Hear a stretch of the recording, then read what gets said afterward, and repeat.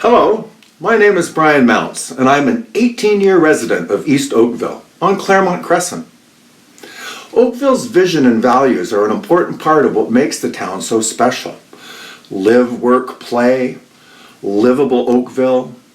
Mayor Burton's compelling vision to be the most livable town in Canada. If you were anything like me, those values were part of the reason for choosing Oakville as your home. It's why we love living here. I love this town and my neighborhood. And so I'm sorry to tell you that I have important and concerning news to share with you and with all the residents of East Oakville. It's about developer proposals to build a gigantic warehousing complex on the west side of Winston Churchill Boulevard, directly adjoining our residential neighborhoods. So what's the big deal about warehouses? Plenty. I'm going to share with you some distressing news, some uncomfortable facts that you haven't heard elsewhere. Not from the town of Oakville, not from the residents' associations, and most certainly not from the developers themselves. We first learned about the Winston Churchill warehouse proposals last fall, and I think it's fair to say that most residents were curious and concerned about the possible impacts. What might lie in store for all of us? I started looking into comparable facilities, and that is what led me to discover DSV Global Transport and Logistics in Milton, Ontario. In February of 2020, DSV moved into their new 1.1 million square foot Canadian head office and state-of-the-art logistics facility. It's a lot to take in. When DSV opened 2 years ago, it became the largest multi-client logistics facility in Canada. It also earned a respectable 8th place in North America, which is pretty impressive given the sheer scale on which American companies operate. Well, you ain't seen nothing yet. DSV may not remain number one in Canada for very long, because the proposals to build on Winston Churchill Boulevard come in at a whopping total of 1.3 million square feet. You heard correctly, 1.3 million square feet. So here we have it, our first uncomfortable fact. The Winston Churchill proposal isn't just any old warehouse. It's the largest of its kind in Canada and top 10 for North America. It's the largest multi-tenant logistics facility in Canada, built right next door to a residential neighborhood. Brilliant! When I say right next door, I really mean it. Some homeowners are only 6 meters from the proposed development site. 6 meters! And the buildings at 40 to 50 feet tall are only about 85 meters distant from homeowners on Claremont Crescent, Acacia Court, and Deer Run. That's much less than a 9-iron shot. Heck, that's not even a sand wedge. It's clearly much too close. At least the good people of Milton had the sense to locate DSV's flagship warehouse in an area zoned for heavy industrial development, with the nearest residential properties a kilometer away. Now, to be precise, the Winston Churchill proposals are from 2 separate developers, located side by side, who just coincidentally happened to submit their plans for approval at roughly the same time. I'm going to continue referring to them as though it was one massive complex, because in the final analysis, the noise, the traffic, the air pollution, it really doesn't matter whether there are 2 owners or 1. Now, the town of Oakville zoned these lands for employment. Specifically, they're zoned as E2, light industrial, which in the town's own words is supposed to mean minimal impacts on the surrounding area. The town's official plan says the uses in the business employment areas are intended to be predominantly within enclosed buildings and provide for office uses and light and service industrial operations with minimal impacts on the surrounding areas.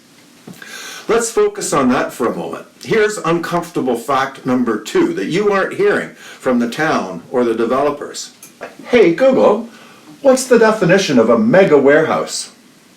The mega warehouse is a very large building, typically 200,000 to over 1,000,000 square feet, designed for major regional distribution and storage centers.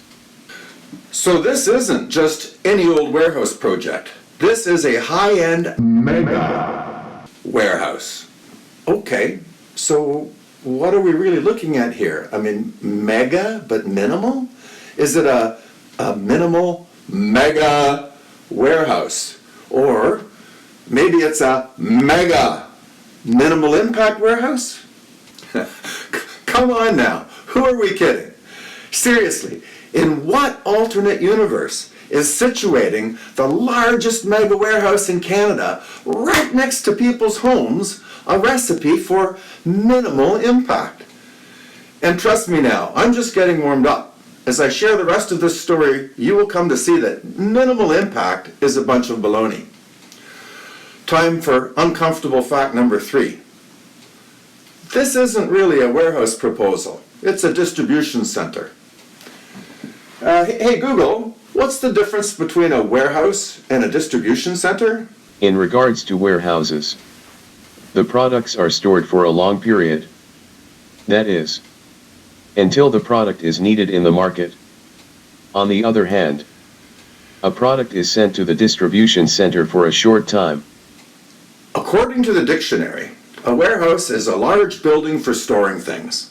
But in the 21st century, warehousing has evolved to meet the needs of just-in-time delivery and ruthless supply chain management. They can call this proposed development a warehouse, but this isn't a place where stuff is going to sit around for long. What it really is a high-volume, high-traffic hub for distribution and transshipment. That means a lot of trucks. And with trucks come noise, traffic, and pollution. Which brings me to uncomfortable fact number 4. The Winston Churchill proposals total almost 250 loading docks intended for use by diesel transport trucks. Doesn't that seem like a lot? That is a lot. That is enormous. Take another look at DSV in Milton. That facility, currently the largest of its kind in Canada, only has 60 loading docks on each of 2 sides, totaling 120. Winston Churchill is planning nearly 250, more than double the capacity of DSV's flagship mega warehouse. And let's take a look at some other big warehouses up in Milton, which, by the way, are built sensibly on land which was zoned for heavy industrial use, close to a rail corridor, the 401 highway, and Pearson Airport. The nearest residential property is over 1 kilometer away. If you have the patience to count, you would see that none of these big facilities have anywhere near the 250 loading docks proposed for Winston Churchill. Now, why do loading docks matter? Firstly, because the existence of so many docks tells us the business plan involves a lot of traffic in and out of the site. An endless stream of trucks, noisy and polluting, punctuated by the crashes of trailers coupling and decoupling, and with a serenade of legally required backup beepers.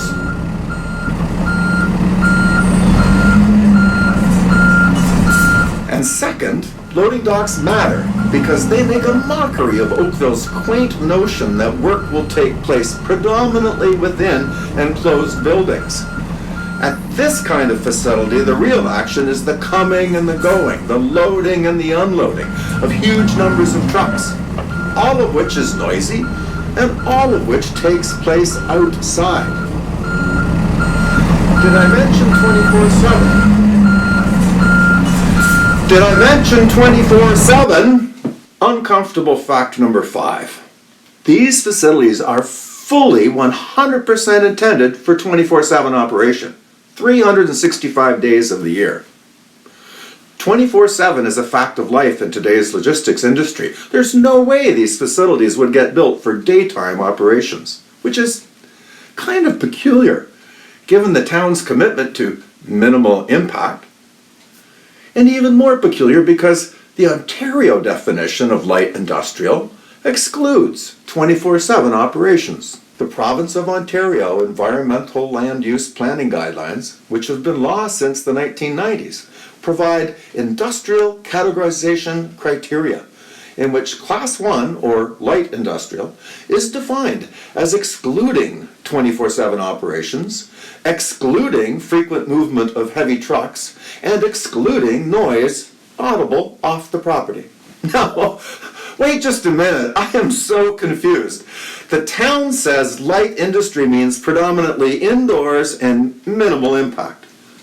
The province says light industry means no noise off-site, no heavy trucks, and no 24/7.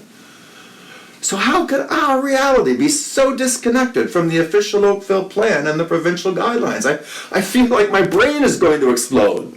When invited to comment on the apparent disconnect between Oakville zoning and the provincial guidelines, the Town of Oakville Planning Department said, "The D6 guidelines are a broader provincial level document, and the town's zoning bylaw contains site-specific regulations. These documents have different perspectives. As such, cannot be expected to be structurally consistent." Okay, allow me to summarize. I've shared with you some quotes taken straight from the town's official plan and from the province's land use guidelines. Somehow, according to the Town of Oakville zoning, it is currently considered acceptable use to build the largest multi-tenant mega warehouse in Canada on the edge of a residential neighborhood with hundreds and hundreds of loading docks, despite it being 100% clear that it will not be minimal impact. It will not be predominantly enclosed. It will not be daytime only. And it will most certainly involve extensive movement of goods and heavy trucks. Just saying. There is so much more we could talk about. Impacts on traffic congestion, air pollution, or how about the local wildlife, such as the beaver and ducks which reside there. But there just isn't time to get into it all. So I'm going to finish with one last uncomfortable fact. Number 6. These developments are not going to help our property values. That probably seems quite obvious. When I talk with residents, it's always their number 1 or number 2 concern. These proposed developments are going to be bad for our property values, and the damage will not just be confined to the properties bordering the sites. It will affect the entire community and up Winston Churchill Boulevard. And once these developers have invested millions and millions of dollars, you know the business imperative will be to maximize the utilization of their facilities, to squeeze out every last dollar of revenue. Volumes and traffic and noise and pollution are only going to get worse over time. Here's my bottom line on the situation we're in. The bylaws and zoning that would permit Canada's largest multi-tenant mega warehouse complex to be built on these lands are a mistake. They are just plain wrong. You only need to look at examples of the town's other as-of-right permitted uses to see how out of place this warehousing would be. An art gallery, a daycare, a financial institution, a veterinary clinic, business offices, a private school, a restaurant, food production. Or we could just build Canada's largest multi-tenant 24/7 industrial warehousing operation with 250 loading docks. I've laid out my 6 uncomfortable facts. It's not a pretty picture, and it would be easy to get discouraged.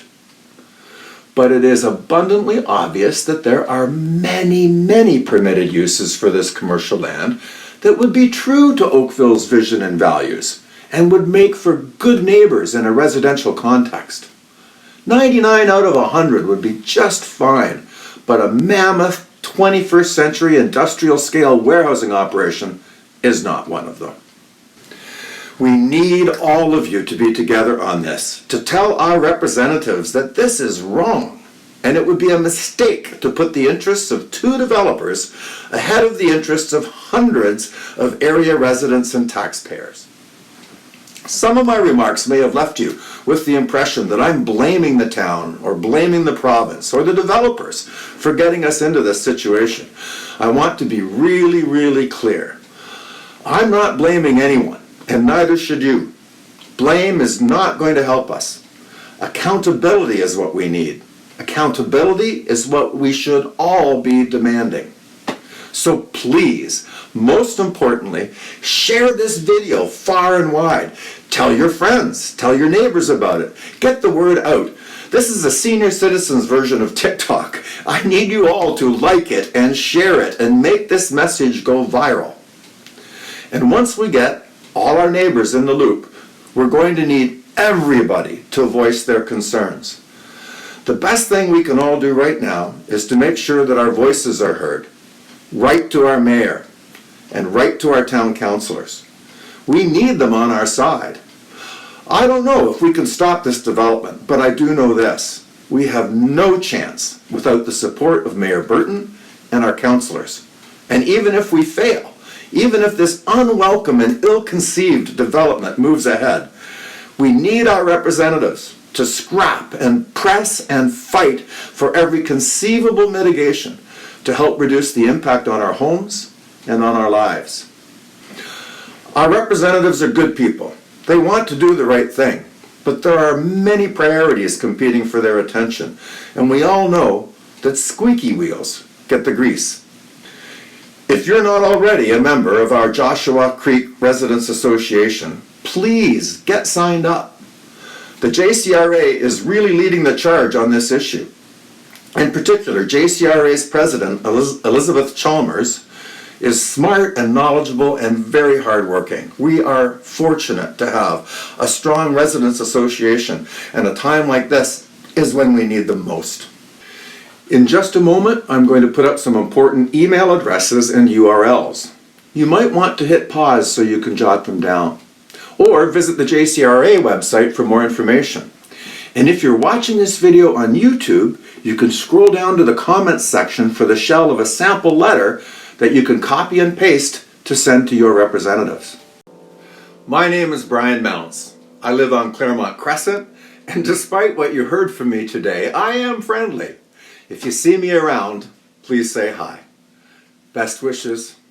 Keep well.